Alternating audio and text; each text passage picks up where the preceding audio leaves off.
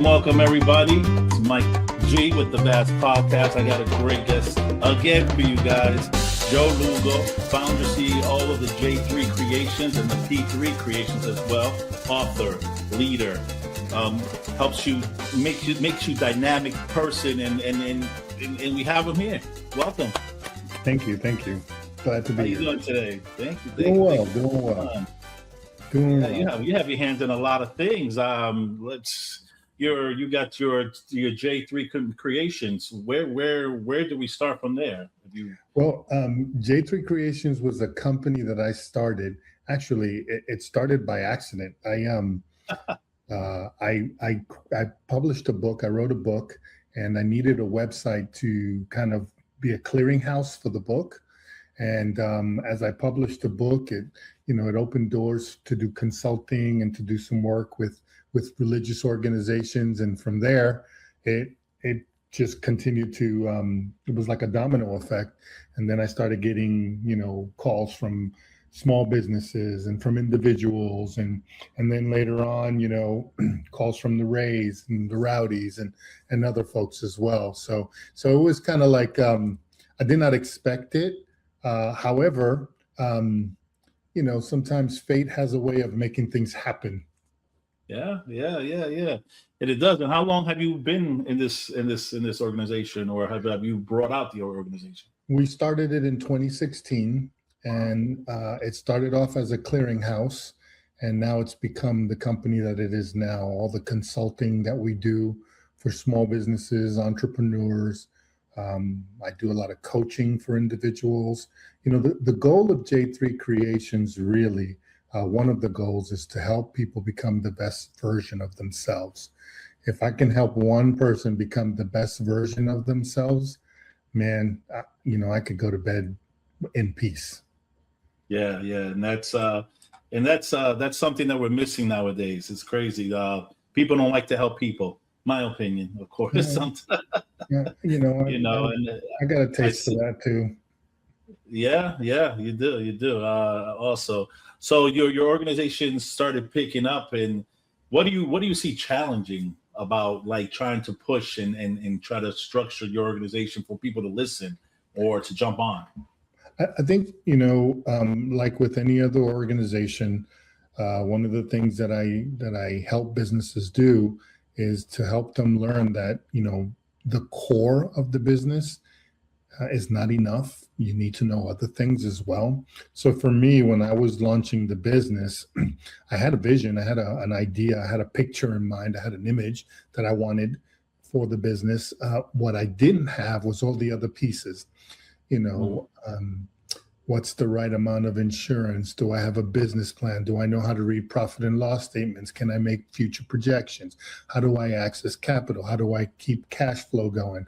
How do I, track all these things and, CRMs and so on and so on and so on. So those were the things that were a little bit challenging because I am mostly a solopreneur. Whenever I need help, if I get a job that's big enough, I contract it out, it just makes sense for the way that we're built.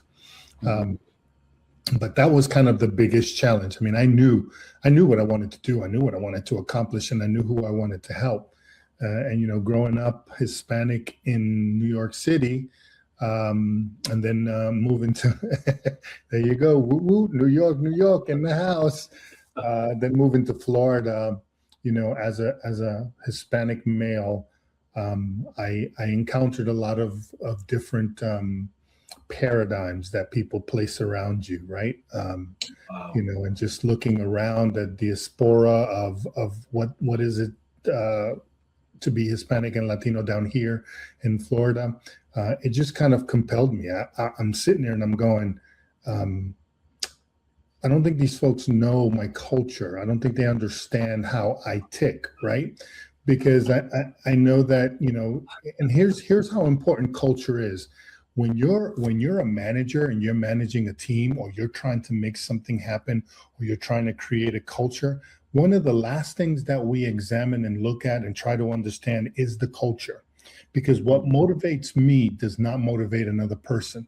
And what motivates me is intrinsic. It's embedded into the way that I grew up.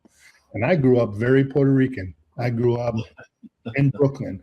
So, Yeah. so when you try to motivate me outside of that experience, it's not as successful as maybe somebody else who had a different experience. So understanding culture and culture motivations and culture trigger points, the traditions of culture, those are the kind of things that my company brings to the table, that I bring to the table when I'm consulting with organizations and help them create a culture or help them, create an environment that retains talent, top talent, instead of, helping people to understand and motivate their employees to stop trading time for money and start, becoming part and becoming owners of that piece of the business. And all of these things are part of the equation. I don't understand how I see it a lot. I see, hey, we're building a culture. Hey, we're building this. Hey, and I get it. You're building a corporate culture that's based on your corporate principles and what you want to create as a corporation. But you're not employing robots. You're employing people with experiences, with traditions, so on and so forth. So, you can't possibly expect people to automatically respond to anything that you throw out there. You have to do some research. And I'm going to tell you right now, when I look at organizations, there are more Hispanic and Latinos in the professional world than ever before, than I can remember. But there are also lots of other people groups as well. Like I remember when I got my first job, my first real job, I was working at Bank of New York or something like that in the data processing division. And I didn't see anybody that looked like me. And then when I went to the nighttime, I saw a couple of dark brothers, working with me, but that was it. And then I went to Xerox and gosh, you want to talk about not seeing what I look like there. And I don't think any of these folks, set it out to say, hey, we're just going to hire white males. I don't think that's what they did. I just think that that's how it evolved, right? And so I looked at that and I'm going to myself, where's my role model? Who do I look up to? Who can I talk to when I don't get this Anglo-Saxon culture or this way of doing things, whereby which how do I represent my culture, my beliefs, my traditions, my practices in a respectful way that is non-threatening? Because that's the other thing, as Hispanic and Latinos, we can come on real strong and scare people. A little aggressive.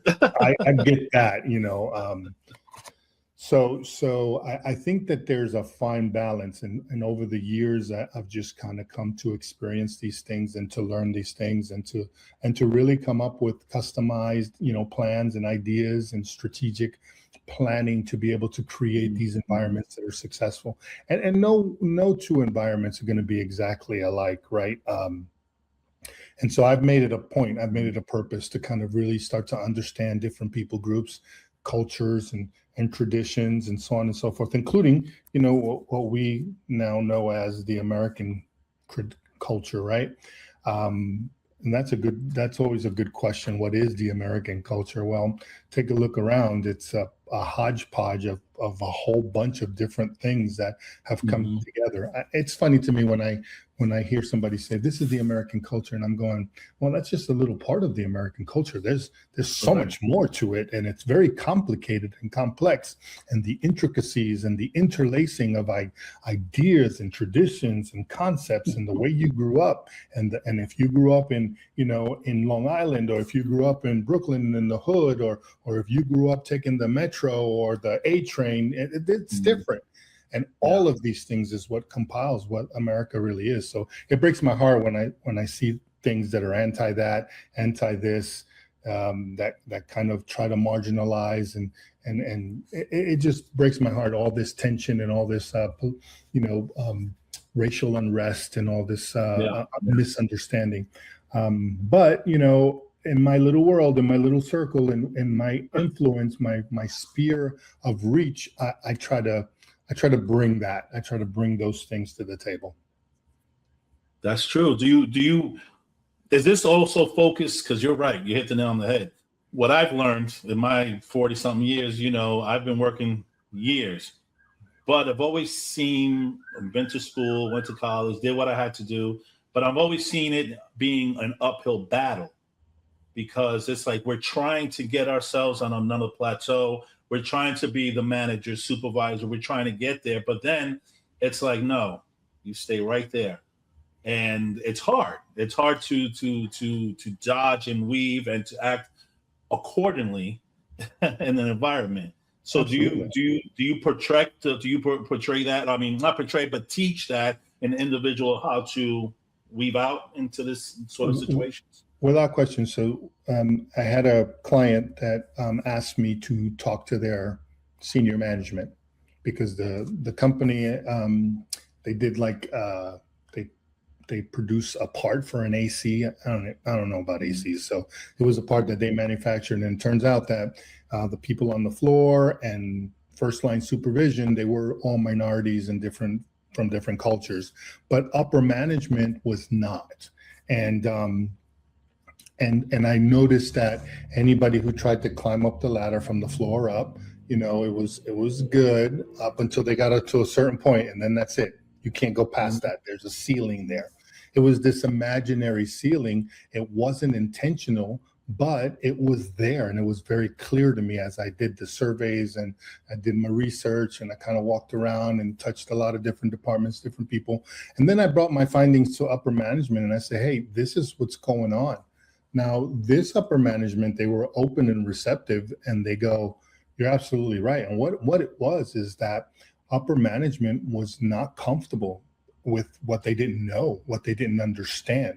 Like they would walk out onto the floor and you got two guys speaking in Spanish or Creole or something, and they're, things that make them laugh or things that make them tick is different than the upper management. And we didn't grow up that way, so we don't understand that. And subconsciously they became afraid of that, and they created a ceiling. I think about a year ago, or maybe 2 years ago, they hired their first African-American vice president. And I think that they're about to hire a Hispanic also for vice president of another department. So, things can change and people can learn, but they got to be willing, right? So this group of folks, they were like, okay, we're going to get uncomfortable. We're going to step out into the unknown, and we're going to learn. I just happened to be the mediator that was there to kind of bring the two groups together and create a safe space for people to learn.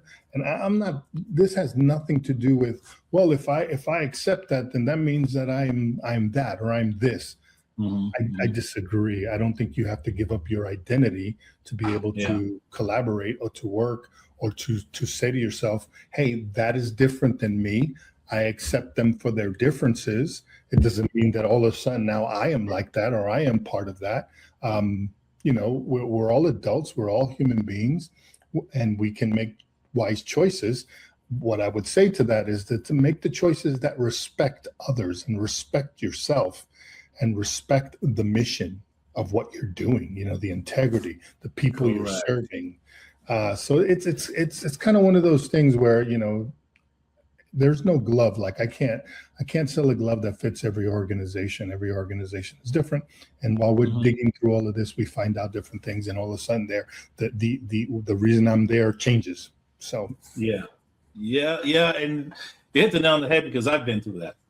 I've spoken up, defend myself, and then I got shunned. Yeah, it happens. But it happens so many times. It happens so much. And then you are the top performer, you're this, but then for speaking up and defending yourself, you're already down. Now you're enough. Now Yeah. You're a threat, you're a danger. You're coming for my job. I don't think that's the point, right? But I will say this though, is that I've also seen people who are Anglo-Saxon who have spoken up or who have been bold or stepped out, and they've been kind of shunned as well. So this is not just and I don't want to approach this from a black and brown issue. This is an issue of when you allow yourself, your true self, who you are, to come out, and people don't they clash with that. They're afraid of that. It could happen to anyone. It could be an organization that doesn't understand your culture, or it can be an organization that doesn't like the person who is opinionated, or it's the organization that doesn't like the person who might know more than you, or who might be more comfortable, or who's up and coming, or whatever it is. We tend to create these ceilings to protect ourselves. And I, honestly speaking, bro, what I think is, I think that these are opportunities when somebody's coming up and coming. This is an opportunity for you to sharpen your game, for you to get better at what you do, for you to look at what's your next step, so that you can make space available for those that are up and coming. I mean, there's lots of different ways to look at things, and things don't always have to be a threat. Yeah. But they do take it as is, because this is something I've experienced myself not too long ago, where things I'm a professional. I'm educated, well-rounded individual, work for great companies. But the thing is, I've noticed, and in Florida too, because I've only lived in New York, and then I kind of finished high school here in Florida. So I've been in both places, and it's crazy because you're hitting the nail right on the head, something that I've experienced not too long ago. But then they put in this fear factor of don't talk, sit there, put your butt in the seat for 8 hours for 20 years. No, it's crazy. And it's crazy because I'm a Latino, you're a Latino, I'm full 100% Dominicano. So there you go. But then I see it within my own eyes, and you hit the nail on the head. It's like, it's just, there's a ceiling. You have an accent. Oh, you're not smart enough. But these people are the most best workers there is. You'd be hurting if I left. It's and then this is the subject that a lot of people do not talk about. And this is crazy because we are right now building a foundation in the Vast Podcast, telling people this right now. It's like it has to stop. Higher ups have to take a look of more of what's going on to the dynamics of the workplace, and giving people more of a try. And this is what your organization brings, and I have to applaud you with that. Not many people step up and talk and help out others. It's what we do. I mean,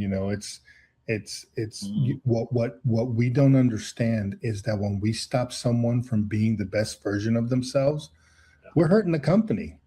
Yeah. We're forcing people to trade time for money. I come in at 9, I punch my time card, 5 o'clock comes in, 5:01, I'm in the car, I'm rolling out. Oh, can you stay? Can you help? No, I'm 5:01, I'm rolling out. Yeah. However, if you help me to become more of like an owner, then, it's not time for money. It's, I have a mission. I have a purpose. I'll do this until it gets done, and it gets done right. It's different. The productivity goes up. The level of the company's output goes up. The quality goes up. You retain top talent. You get more business. Your reputation goes. I mean, so many good things come out of that.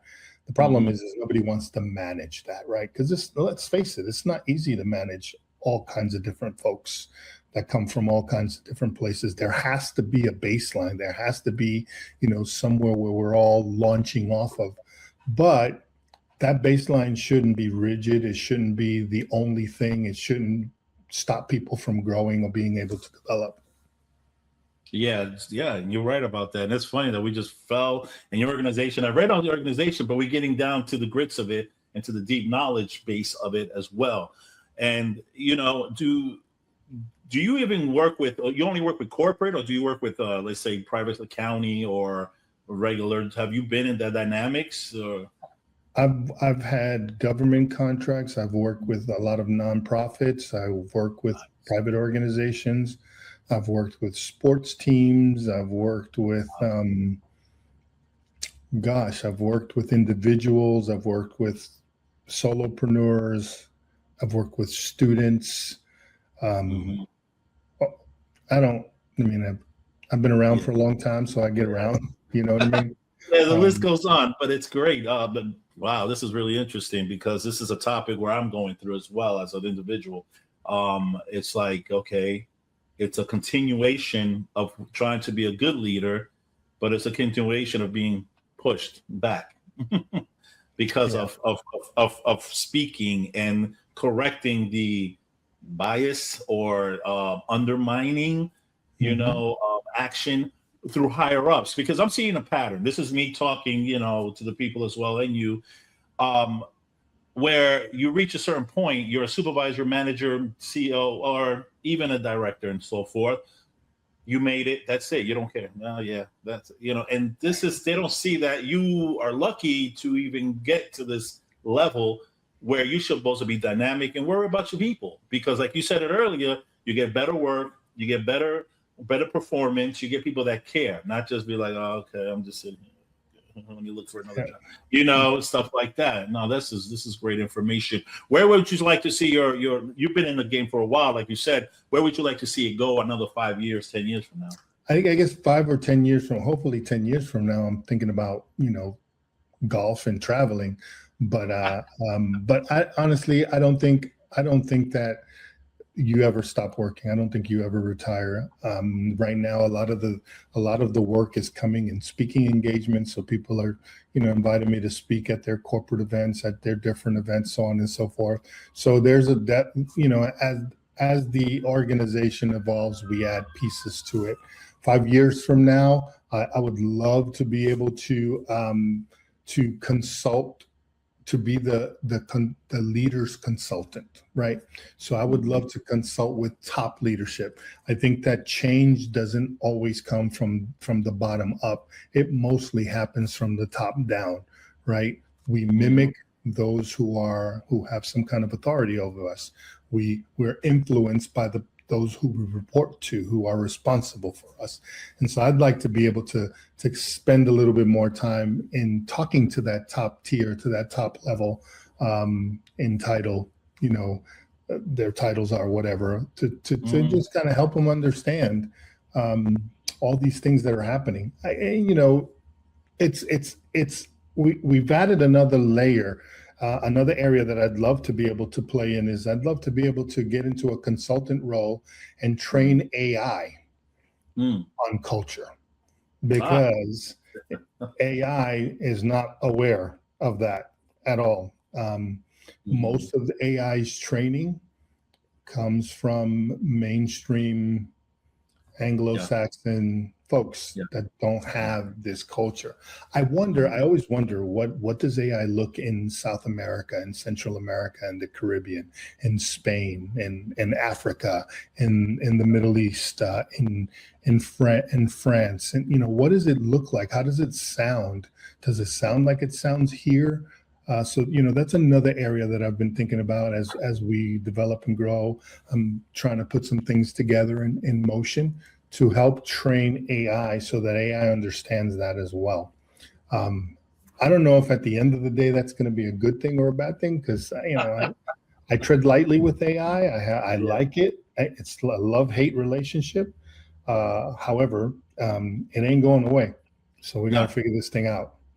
No, and that's what I tell people. You have to adapt to your surroundings and the situation that we are dealt with as well. Man, this is a lot of great information, Joe. You said something important. It's adapt, not submit. Correct. Right? You adapt to it, you use it, but you don't let it master you. Correct. And that's for a lot of things in life as well. You can't replace the human factor. Yeah. So what do you find challenging going into these corporations, these people, and really putting in your roots and your information that, like, we need to correct A, B, and C? Because that's crazy, because you're going to have some pushback. Oh, I get a lot of pushback. That when you're talking to the people who make the decisions, how much is this going to cost me? How much profit is this going to bring in? Sometimes these things aren't about hard P&L, profit and loss. It's more soft dollars, which are harder to measure. But I think that's one of the toughest challenges is, hey, I'm going to invest in this whole cultural shift or training people to become aware and sensitive and so on and so forth. but you have to see it beyond the profit and loss in dollars. You have to see it in the profit and loss in turnover. Are we constantly turning people over? Does anybody stay here past 2 or 3 years? Do the customers we're going after, because everything's changing and changing very quickly, can the customers see themselves in us when they're trying to close contracts with us, right? Like if I'm trying to close a contract with XYZ and XYZ is the head of the XYZ is somebody of a minority or a different culture, and they don't see themselves in that company, I'm going to tell you right now, psychologically, subconsciously, you're going to have a tough time doing business with them or closing that, right? So these are the kind of things that you have to look at. Are we losing business because we only look a certain way or we only sound a certain way?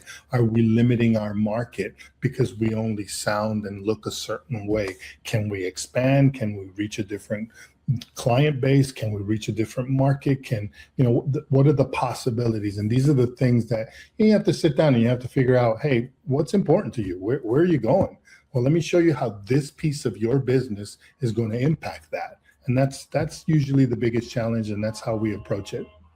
Yeah. Now it seems challenging because you have to talk them into like this is what the forecast and the projection is as well. So what's the difference between J3 Creations and P3 Creations? It just dawned on me. Okay. So J3 is the company. It's for profit. P3 Creations is people partnering with purpose, and that's my nonprofit. It's a nonprofit that I use to give back to the community. So we do a Thanksgiving drive. We do a Christmas drive where we collect and hand deliver. I get the volunteers and we take it to your door. Your Thanksgiving meal or your Christmas presents, and we try to do it in a way that people have dignity, right? Because we're not looking to give a handout, we're looking to give a hand up. And that's kind of the idea. And then we also offer, some of the there's a little bit of crossover. So some of the things that I do at J3, I offer through the nonprofit. So if somebody writes a grant or if somebody wants to put together a program for a community or a neighborhood or whatever have you, we're able to come in and do skilling up, teaching, folks to read, whatever it is, whatever the community needs. So we kind of fill the gap, but that way. But P3 is the way that we give back to the community. Very nice. Well, you heard it first, everyone. Mr. Joe here with us at the Vast Podcast. I thank you for your time and very informative. You hit the nail on the head. Might have to get you back, man. We might have to dig a little deeper, see how's going on, because it's a reality. A lot of places are not treating the employees right, and they don't leave room for growth. Yeah. And there's a lot of growth out here. There's a lot of smart people out here that deserve a chance as well. Guys, check out the website, the QR code right there. Also, if we have an author, maybe we'll get him back to talk about the book. He has said, and this is another QR code for the book. Let us know, boom, it's on Amazon and stuff like that. We also have the, let's see here, we have this, we also have the website, guys, right here. That's the book, yeah. There it is, guys. The book, the QR code, there's no excuse. Go get it. I appreciate your time, sir, and thank you for coming on. Thank you for having me. It was a pleasure and it was a privilege to be on your show, man. Thank you. Later, guys. Thanks for tuning in. Mind the G.